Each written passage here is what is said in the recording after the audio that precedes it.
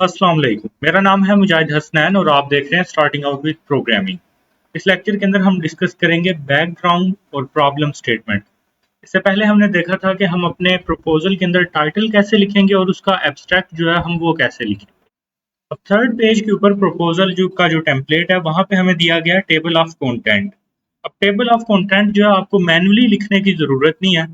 अगर आप सारा जो प्रपोजल है वो कंप्लीट कर लोगे तो आप इसको ऑटोमेटिकली भी जनरेट करवा सकते हो, चाहे आप गूगल डॉक्स यूज कर रहे हो चाहे एमएस वर्ड यूज कर रहे हो। फिर उसके बाद हमारे पास पार्ट है इंट्रोडक्शन वाला। अब इंट्रोडक्शन के अंदर सबसे पहले हमारे पास है बैकग्राउंड। बैकग्राउंड के अंदर वो बोल रहे हैं कि हमने कॉन्टेक्स्ट जो है वो प्रोवाइड करना है और बैकग्राउंड इंफॉर्मेशन जो है वो प्रोवाइड करनी है रेलिवेंट टू प्रोजेक्ट। प्रोजेक्ट के बारे में जो भी उसका कॉन्टेक्स्ट है और जो बैकग्राउंड की इंफॉर्मेशन है हमने वो प्रोवाइड करनी है। क्यों करनी है वो हम लेक्चर में डिस्कस करेंगे। फिर उसके बाद नेक्स्ट चीज है हमारे पास प्रॉब्लम स्टेटमेंट। प्रॉब्लम स्टेटमेंट के अंदर हमने क्या करना है, क्लियरली डिफाइन द प्रॉब्लम और challenge the project aims to address. What is unmet need or problem the FYP is aiming to solve? How significant is the problem? Quantify as much as possible. अब जो problem statement और background है इन दोनों चीजों को हम आज के लेक्चर में डिस्कस करेंगे। इससे नेक्स्ट लेक्चर के अंदर हम स्टेक होल्डर्स और इंटरेस्ट जो है इनको हम डिस्कस करेंगे। लेक्चर को शुरू करने से पहले अगर आपने चैनल को सब्सक्राइब नहीं किया तो काइंडली चैनल को सब्सक्राइब कर लें और बेल आइकन को भी हिट कर दें। शुक्रिया। सबसे पहले तो ये कि हमारे पास बैकग्राउंड सेक्शन क्या है। बैकग्राउंड हमें जो है ना वो कॉन्टेक्स्ट प्रोवाइड करेगा हमारे प्रोजेक्ट का और उसमें हम इंट्रोड्यूस करवाएंगे डोमेन और ये एक्सप्लेन करता है कि हमारे पास जो प्रॉब्लम है वो क्यों मैटर करती है। और जो नेक्स्ट हमने प्रॉब्लम स्टेटमेंट लिखनी है ना उसके लिए ये स्टेज जो है ना वो सेट कर देगा। यानी पहले हम जो है ना अपने जो भी हमने प्रोजेक्ट करना है ना हम सिंपली बस ये तो नहीं बोलेंगे कि हम ये प्रोजेक्ट कर रहे हैं। हम उसका बैकग्राउंड बताएंगे, उसका कॉन्टेक्स्ट बताएंगे कि किस कॉन्टेक्स्ट के अंदर जो है ना हम इस प्रोजेक्ट को आगे लेके चलना चाह रहे हैं, कौन सी प्रॉब्लम उसके अंदर आ रही है जो बहुत ज्यादा जरूरी है जिसको सॉल्व किया जाए और जिसके लिए हम ये प्रोजेक्ट जो है वो करना चाह रहे हैं। बैकग्राउंड के अंदर हमारे पास जो डोमेन होगी यानी जिस एरिया में जिस डोमेन में वो प्रोजेक्ट बिलोंग करता है एक तो हम वो डिस्कस करेंगे। दूसरा हम ये डिस्कस करेंगे कि उस डोमेन के अंदर ऑलरेडी क्या हो रहा है, यानी क्या क्या काम उस डोमेन के अंदर हो रहा है, क्या गैप्स जो ऑलरेडी काम हो रहा है उसके अंदर कौन कौन सी प्रॉब्लम्स है, कौन सी अनमेट नीड्स है जिनको जो है वो डिस्कस करना जरूरी है। तो उनको हम अपने प्रोजेक्ट के अंदर जो है वो टच करेंगे और जो प्रॉब्लम या गैप्स उसके अंदर आ रहे हैं वो क्यों इंपॉर्टेंट है, क्यों रेलिवेंट है और वो क्यों टाइमली है, क्यों उनको अभी जो है वो एड्रेस करने की जरूरत है। अब इसके अंदर हमारे पास होगा क्या। सबसे पहले जो जो भी हमने पैराग्राफ इसका लिखना है ना, इसके पैराग्राफ के अंदर हमारे पास सबसे पहले होगा डोमेन ओवरव्यू होगा। जो भी जिस फील्ड का भी वो प्रोजेक्ट है ना, जिस डोमेन के अंदर वो प्रोजेक्ट है हम उसको ब्रीफली थोड़ा सा ना इंट्रोड्यूस करवाएंगे। अभी आगे एग्जांपल एक लेंगे तो आपको अच्छे से समझ आएगी कि डोमेन का ओवरव्यू देने से क्या मुराद है यहाँ। फिर उसके बाद हम देखेंगे कि वो जो डोमेन है जिसको हमने डिस्कस किया उसका इंडस्ट्री या मार्केट के अंदर जो है ना वो ट्रेंड क्या है, उसका किस कॉन्टेक्स्ट के अंदर जो है ना वो डोमेन जो है वो काम कर रही है, उसके अंदर कौन कौन से चैलेंजेस हैं, कौन कौन सी उसके अंदर डिमांड्स हैं। फिर उसके बाद हम देखेंगे कि कौन कौन से गैप्स या फिर कौन कौन से प्रॉब्लम्स जो है उसके अंदर एग्जिस्ट करती हैं जिनको एड्रेस करना जरूरी है। अगर हम उस प्रॉब्लम को सॉल्व करते हैं तो उसका इम्पैक्ट क्या होगा। अगर तो पॉजिटिव इम्पैक्ट है तो देन उस प्रोजेक्ट को जो है हम जारी रखेंगे, क्योंकि अगर किसी चीज को सॉल्व करने से जो है वो सोसाइटी के अंदर पॉजिटिव इम्पैक्ट आता है तो ठीक है, वो अच्छा प्रोजेक्ट है, उसको हमें करना चाहिए। तो ये चार चीजें जो है ना हमारे बैकग्राउंड के अंदर हम इंक्लूड करेंगे। डोमेन ओवरव्यू देंगे हम, उस डोमेन का फिर इंडस्ट्री या मार्केट के अंदर कॉन्टेक्स्ट क्या है, फिर उसके अंदर कौन कौन से गैप्स और चैलेंजेस है और फिर उसको सॉल्व करने के ये जो चैलेंजेस या प्रॉब्लम्स है उनको सॉल्व करने पे इम्पैक्ट क्या आएगा। अच्छा, अब ये जो आपने बैकग्राउंड लिखना है ना ये बुलेट पॉइंट्स के अंदर या फिर लिस्ट के अंदर नहीं लिखना। ये आपके पास जो है ना एक या दो बिल्कुल छोटे छोटे जो है ना वो पैराग्राफ होंगे, बहुत ज्यादा बड़ा नहीं होगा, लाइक 150 टू 250 वर्ड्स का जो है ना एक पैराग्राफ होगा आपका। अब इसमें सबसे पहले हम कुछ एग्जांपल्स देखते हैं। फर्स्ट एग्जांपल है machine learning based plant disease detection system for farmers. अब इसमें सबसे पहले इसका डोमेन ओवरव्यू हम देखते हैं। डोमेन ओवरव्यू में क्या है कि agriculture plays a vital role in economy of many developing countries including Pakistan where majority of population relies on farming for livelihood. अब ये तो आ गया इसका ओवरव्यू। अब क्योंकि ये प्रोजेक्ट जो है हमारा वो फार्मर्स के लिए था, जो इसकी ऑडियंस थी यहाँ पे जो इसकी टारगेट ऑडियंस या टारगेट डोमेन जो थी इसकी वो क्या थी, फार्मर्स थी। तो फार्मर्स जो है वो कौन सी इंडस्ट्री के उससे बिलोंग करते हैं, एग्रीकल्चर से। तो एग्रीकल्चर इंडस्ट्री जो है वो इकोनॉमीज के अंदर जो है वो काफ़ी ज़्यादा उसका वाइटल रोल है। इवन पाकिस्तान के अंदर भी मेजॉरिटी पॉपुलेशन इसी के ऊपर रिलाय करती है, और फार्मर्स की भी जो लाइवलीहुड है, जो उनकी कमाई है, वो इसी से ही आती है। अब उसके बाद हम देखेंगे कि इसका जो इंडस्ट्री का या फिर जो मार्केट का कॉन्टेक्स्ट है इस डोमेन के लिहाज से, और जो हमारे प्रोजेक्ट से भी लिंक कर रहा है, वो क्या है।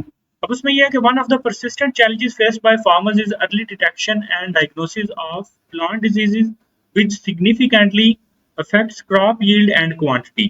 अब यहाँ पे वो बोल रहा है कि जो फार्मर्स है ना, अगर वो अर्ली डिटेक्शन या फिर डायग्नोसिस, जो जो भी प्लांट डिजीजेस की जो डिटेक्शन या डायग्नोसिस है ना, वो अगर वो अर्ली ना कर पाए, तो देन क्या होगा हमारे पास कि जो क्रॉप की जो यील्ड है या जो क्वालिटी है, वो काफ़ी ज़्यादा अफेक्ट होगी। तो ये हमारे पास क्या आ गया, ये उसका मार्केट का कॉन्टेक्स्ट आ गया। अब गैप हमारे पास क्या आ रहा है कि जो ट्रेडिशनली जो हमारे प्रोजेक्ट से पहले का जो सिस्टम है वो ट्रेडिशनल होगा। Traditionally this process relies on manual inspection. इसमें मैनुअल इंस्पेक्शन की जाती है, फार्मर खुद से देखते हैं और देख के अपने एक्सपीरियंस की बेस पे वो जज करते हैं कि आया इसके अंदर कोई डिजीजेज हैं या नहीं है, जो कि इनएक्यूरेट हो सकता है, टाइम कंज्यूमिंग हो सकता है, और हो सकता है कि सारों को उतना एक्सपीरियंस ना हो कि वो इस फैसिलिटी को एक्सेस कर सकें। तो ये हमारे पास क्या है, ये उसके अंदर एक गैप है या चैलेंज है। अब इम्पैक्ट क्या आएगा अगर हम इसको सॉल्व करते हैं with advancement of machine learning and mobile technologies, कि जैसे जैसे मशीन लर्निंग और मोबाइल टेक्नोलॉजीज में एडवांसमेंट हो रही है, there is an opportunity to automate this system. एक तो हमने अपना जो सोल्यूशन है वो प्रपोज किया कि पहले मैनुअल है, तो अब क्या सिस्टम हो जाएगा, ऑटोमेट हो जाएगा this process and empower farmers with accessible tools. सारे प्रोसेस को हम जो है वो ऑटोमेट करें और उनको एक्सेसिबल टूल्स दें, एक ऐसा सिस्टम जो आइडेंटिफाई कर सके प्लांट डिजीजेस को through images and provide immediate feedback, can reduce crop loss, improve decision making and enhance agriculture productivity। अब ये जो हमारी प्रॉब्लम, ये जिसको हमने ऊपर डिस्कस किया, जिसमें हमने पहले उसका डोमेन ओवरव्यू देखा, फिर उसके बाद उसका मार्केट या फिर जो इंडस्ट्री का कॉन्टेक्स्ट है हमारे प्रोजेक्ट के लिहाज से हमने वो देखा है। देन उसके बाद उसके अंदर जो गैप था हमने वो डिस्कस किया या जो चैलेंज था। फिर उसके बाद उसको जो हमारा प्रोजेक्ट है जब वो सॉल्व करेगा तो इम्पैक्ट क्या आएगा, वो इम्पैक्ट हमने डिस्कस किया है कि इसको ठीक करने से एक तो जो है ना वो क्रॉप लॉस जो है, जो यील्ड के अंदर आएगा या फिर उसकी क्वालिटी के अंदर आएगा, वो कम होगा, डिसीजन मेकिंग अच्छी होगी, और एग्रीकल्चर की प्रोडक्टिविटी जो है वो बढ़ जाएगी। तो ये सारा बैकग्राउंड जो है हमने वो सेट किया। अब ये बैकग्राउंड सेट करने से हमें क्या होगा कि हम अपनी प्रॉब्लम स्टेटमेंट जो है वो लिख सकेंगे। अब प्रॉब्लम स्टेटमेंट क्या है वो हम बाद में डिस्कस करेंगे, पहले अभी दो मजीद जो एग्जांपल्स हैं हम वो देखते हैं। फिर उसके बाद है cross platform e learning app for coding boot camps. अब इसमें भी सबसे पहले हम ओवरव्यू लेंगे। The demand for software developers continue to grow globally, prompting in a rise prompting a rise in intensive coding boot camps that aim to produce industry ready professionals within a short time frame। अब हमारे पास सबसे पहले तो जो है ना वो जो डोमेन है ना, डोमेन हमारी क्या थी, कोडिंग बूट कैंप्स थी। अब बूट कैंप्स में क्या होता है कि जो नए रिक्रूट होते हैं उनको ट्रेन किया जाता है कोडिंग के लिए। तो हमारी बेसिकली डोमेन या जो टारगेट यूजर है वो क्या है, वो कोडिंग बूट कैंप्स है। तो जो सॉफ्टवेयर डेवलपर्स की डिमांड है ना वो बहुत ज्यादा ग्रो कर रही है, जिसकी वजह से हमें जो है ना वो एक ऐसा सिस्टम रिक्वायर्ड है जो नए जो है ना वो प्रोग्रामर्स जो है वो लेके आए थ्रू कोडिंग बूट कैंप्स। नए प्रोग्रामर्स को नए सिरे से कोडिंग सिखा के उनको हम मार्केट में लेके आए। अब ये जो सिंगल स्टेटमेंट है, सिंगल स्टेटमेंट के उसका अंदर उसका ओवरव्यू भी हो गया, और हमारा जो प्रोजेक्ट है उसके उसका जो कॉन्टेक्स्ट है साथ में वो भी आ गया उसके अंदर, कि हमने जो सॉफ्टवेयर इंडस्ट्री की जो मार्केट है तो उसका भी हमने डिस्कस कर लिया कि उसके अंदर जो सॉफ्टवेयर डेवलपर्स हैं उनकी डिमांड जो है वो बहुत ज़्यादा हो रही है। और साथ में ये भी डिस्कस हमने कर लिया कि हमें जो है ना एक ऐसा जो है ना वो सिस्टम चाहिए जो एक शॉर्ट टाइम फ्रेम के अंदर जो है ना हमें कोडिंग बूट कैंप से जो है वो प्रोग्रामर्स जो है वो रेडी करके दे दे। अब इसमें गैप क्या आएगा हमारे पास, जो प्रॉब्लम है, however many existing e-learning platforms are not optimized for fast paced, एक तो वो फास्ट पेस्ड नहीं है, जल्दी जल्दी वहां से कोर्सेज आप नहीं कर सकते या अच्छी लर्निंग स्पीड वहां से नहीं होगी। and hands-on nature of boot camps, learners often face challenges such as lack of structured learning paths, structured learning path नहीं होता, अनऑर्गेनाइज्ड चीजें होती हैं, कोई स्ट्रक्चर्ड वे के अंदर चीजें उनको नहीं दी जा रही होती, इनएडिक्वेट प्रोसेस ट्रैकिंग होगी, उनकी प्रोग्रेस की ट्रैकिंग ही नहीं हो रही, तो वो यूजर को पता ही नहीं चलता कि वो आया अच्छा काम कर रहा है या नहीं कर रहा। फिर उसके बाद लिमिटेड सपोर्ट होती है इंटरेक्टिव कोडिंग प्रैक्टिसेस के लिए, अमूमन जो कोडिंग प्रैक्टिसेस का जो सेशन होता है वो यूजर खुद ही करता है, उसमें किसी तरह की भी जो है ना वो सपोर्ट कोई नहीं होती साथ में कि जो ट्यूटर है या फिर जो सिस्टम हमने डेवलप करके दिया वो साथ में उसको गाइड भी करे, या किसी किस्म की अगर उसको प्रॉब्लम आ रही है तो वो उसकी की प्रॉब्लम जो है उसको वो दूर किया जाए। तो ये हमारे पास क्या है, ये हमारे पास एक गैप है जिसको हम फिल कर सकते हैं अपनी अपने इस प्रोजेक्ट से। तो अब इसको हम फिल करेंगे तो इम्पैक्ट क्या आएगा? With increasing use of smartphones and tablets, a class platform while first e-learning solution tailored specifically for bootcamp environment can significantly enhance learners engagement and performance, making coding education more effective and accessible। तो हमारा ये जो है जो एक cross platform e learning mobile application होगी, उससे क्या होगा कि एक तो बूट कैंप इन्वायरमेंट जो है जो कि नए रिक्रूटर के लिए हमें चाहिए होता है वो बहुत ज़्यादा इन्हांस होगा। उससे क्या होगा, इंगेजमेंट बढ़ेगी, परफॉर्मेंस इंक्रीज होगी, और जो कोडिंग एजुकेशन है वो बहुत ज़्यादा इफेक्टिव और एक्सेसिबल हो जाएगी। ये उसका इम्पैक्ट भी आ गया साथ। तो अगेन एक और एग्जाम्पल से जो है ना हमने क्या अपनी कर लिया, हमने अपनी बैकग्राउंड जो है वो लिख लिया। फिर उसके बाद यूनिवर्सिटी एडमिशन्स के लिए चैट बोट वाली भी एग्जाम्पल हम देखते हैं, जिसमें नेचुरल लैंग्वेज प्रोसेसिंग को हमने यूज़ करना है। अब इसमें हमारे पास जो डोमेन है ना वो बेसिकली क्या है, वो यूनिवर्सिटी एडमिशन एफएक्यू है। ये हमारे पास क्या है, ये डोमेन है। तो यहाँ पे हम वही सबसे पहले ओवरव्यू उसी का ही लेंगे। Each year universities receive thousands of queries from adequate students regarding admission procedures, eligibility, deadlines, and document requirements. Managing these repetitive queries put a strain on administrative staff and may result in delayed responses or missed communication। अब यहाँ पे यहाँ तक जो है ना कि जो यूनिवर्सिटीज़ हैं उनको थाउजेंड ऑफ क्वेरीज मिलती हैं स्टूडेंट्स की तरफ से, चाहे वो एडमिशन से रिलेटेड हो, चाहे वो एलिजिबिलिटी से रिलेटेड हो, डेडलाइन से रिलेटेड हो, डॉक्यूमेंट रिक्वायरमेंट से रिलेटेड हो। तो ये हमारे पास क्या है, एक तो ये ओवरव्यू आ गया डोमेन का और साथ में हमारे प्रोजेक्ट का कॉन्टेक्स्ट भी आ गया इसके अंदर। अब उसके अंदर आगे हमारे पास प्रॉब्लम क्या है कि इनको मैनेज करना, इंक्वायरीज को जो है ना वो रेपिटेटिव होती हैं। हो सकता है 10 लोगों ने एक ही सवाल पूछा है, तो बार-बार सबको अगर एडमिनिस्ट्रेटिव स्टाफ स्टाफ जो है वो अगर उनको जवाब देगा तो वो बहुत ज़्यादा उनके लिए टाइम कंज्यूमिंग है और बहुत ज़्यादा जो है वो स्ट्रेन आएगा उनके ऊपर, और रिस्पॉन्सेज जो है वो भी डिलेड होंगे क्योंकि बहुत ज़्यादा जो है वो रश होता है एडमिशन्स के डेज के अंदर, और मिस कम्युनिकेशन भी इसके अंदर हो सकती है। तो ये हमारे पास क्या है, ये गैप है। अब उसको हम गैप को जब सॉल्व करेंगे तो इम्पैक्ट क्या आएगा?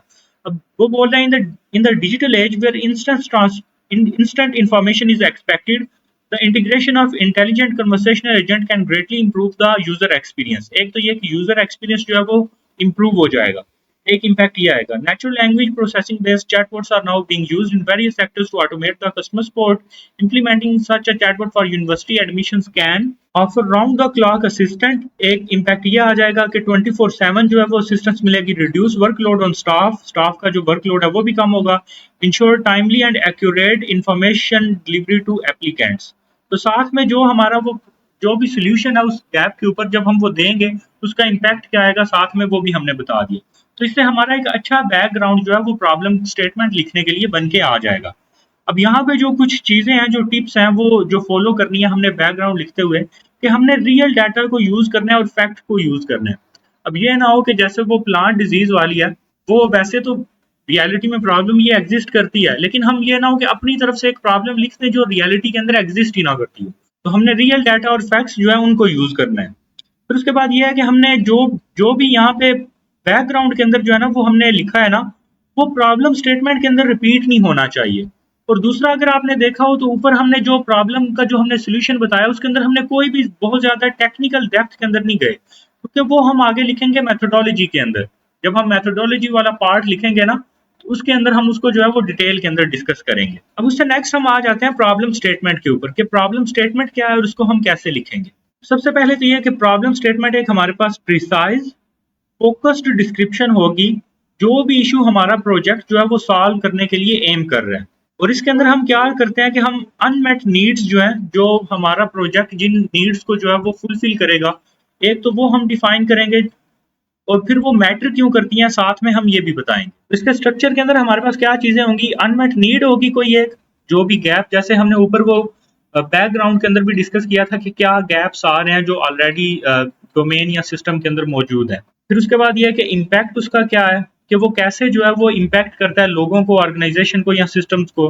फिर उसके बाद स्पेसिफिसिटी, हम क्या करेंगे कि उस प्रॉब्लम को जो है ना वो इस तरह से हम स्टेट करेंगे कि वो हमारे पास एक अचीवेबल प्रॉब्लम हो, ना कि हम ऐसे एक प्रॉब्लम को रिप्रेजेंट करें कि जैसे ये सॉल्वेबल प्रॉब्लम नहीं है। तो हम उसको अचीवेबल प्रॉब्लम की तरह जो है ना उसको हम रिप्रेजेंट करेंगे। और एक और जो चीज़ हम साथ में करेंगे, क्वांटिफिकेशन हम यूज़ करेंगे कि हम अपनी प्रॉब्लम को स्टेट करने के लिए स्टैटिस्टिक्स और नंबर्स का यूज़ करेंगे, जो कि वेल रिसर्च्ड होने चाहिए, ना कि हम खुद से लिख दें।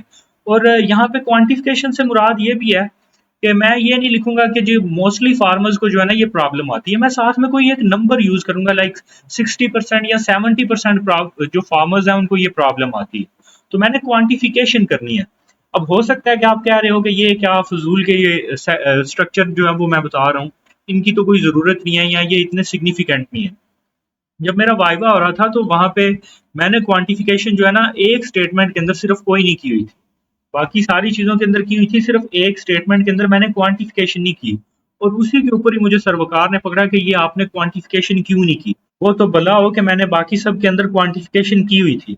तो सर्वकार ये सारी चीज़ें चेक करते हैं, जो भी मैं ये स्ट्रक्चर बता रहा हूँ ना, वो यही चीज़ें उसमें से देखते हैं कि अनमेट नीड लिखी हुई है, इम्पैक्ट लिखा हुआ है, स्पेसिफिसिटी लिखी हुई है, क्वांटिफिकेशन की हुई है या नहीं की हुई। ये सारी चीज़ें वो चेक करेंगे आपकी। वो सिंपली सिर्फ ये नहीं पढ़ेंगे कि अच्छा आपने प्रॉब्लम स्टेटमेंट जो है उसके अंदर एक लाइन लिखी हुई है, वो एवें कैवें या तो बस गुजारा कर जाएगी। वो ये आपकी सारी चीज़ें जो एक स्ट्रक्चर वाइज होंगी वो सारी इसके अंदर चेक करेंगे।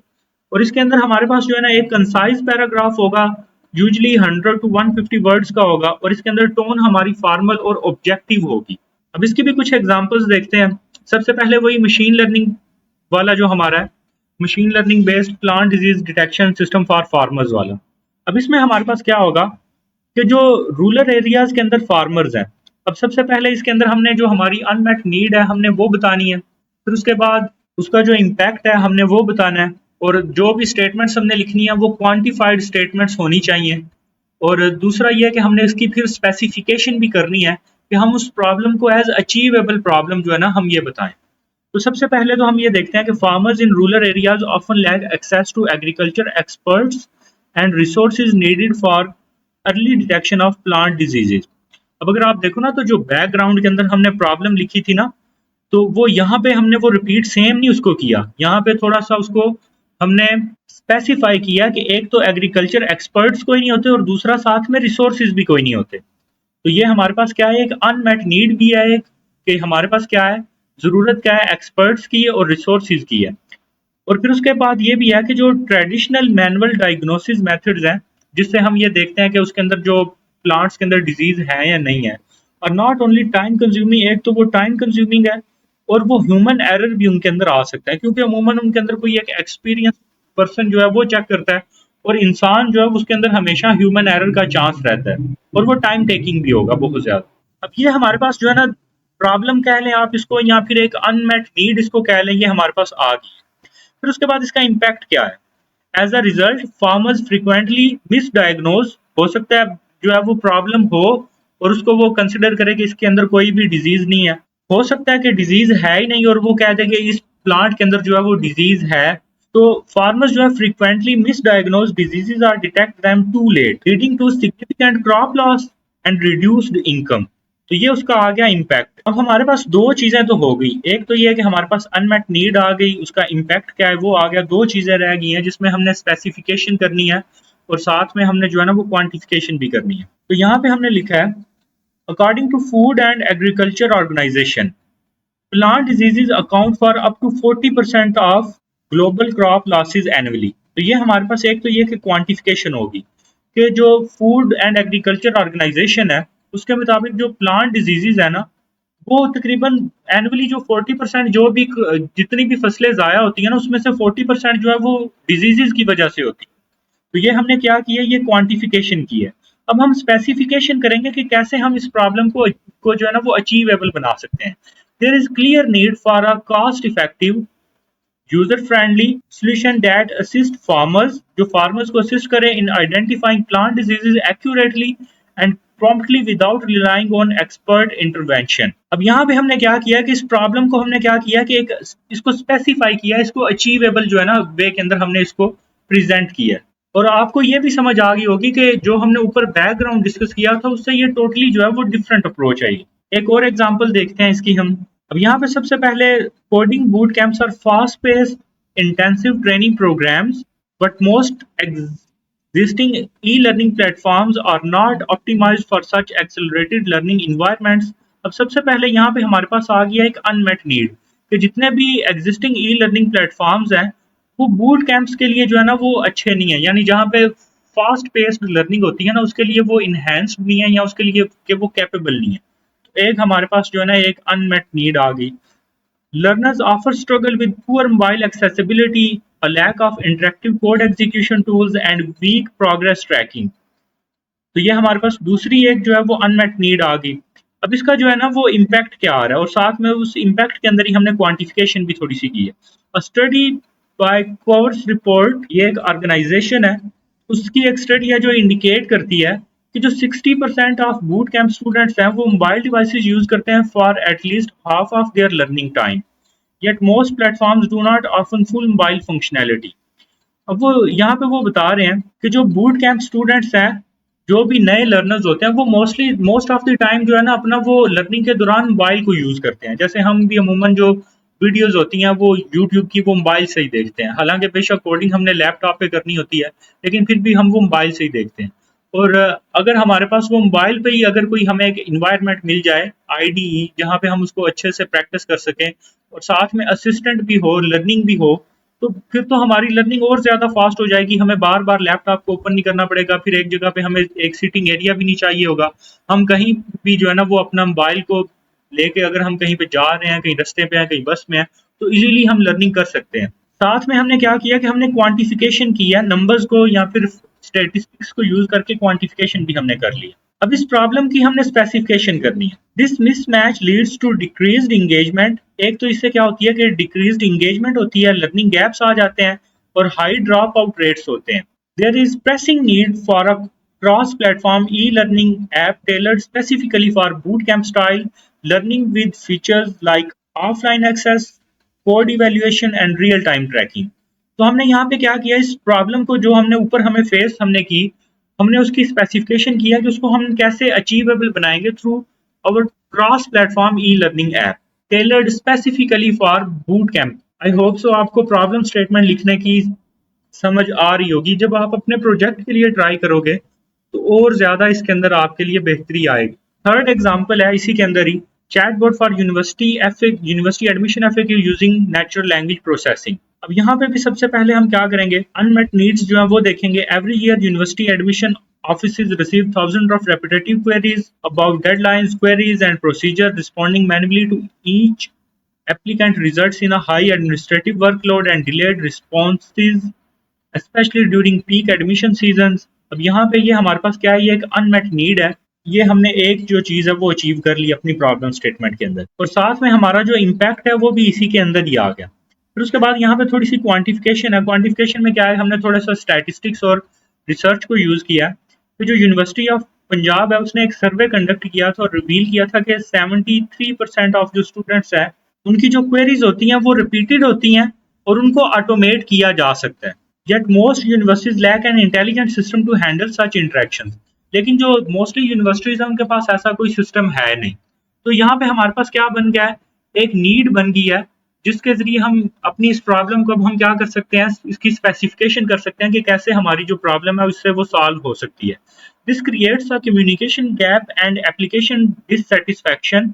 There is a critical need for 24/7 intelligent chatbot capable of answering admission related FAQs using natural language processing, ensuring accuracy and instant support for prospective students। तो इसकी बहुत ज़्यादा ज़रूरत है, ये स्किल अभी तक इम्प्लीमेंट नहीं किया गया। इवन पंजाब यूनिवर्सिटी ने बेशक सर्वे किया है लेकिन अभी तक उन्होंने ये ऐसा कोई सिस्टम इम्प्लीमेंट नहीं किया।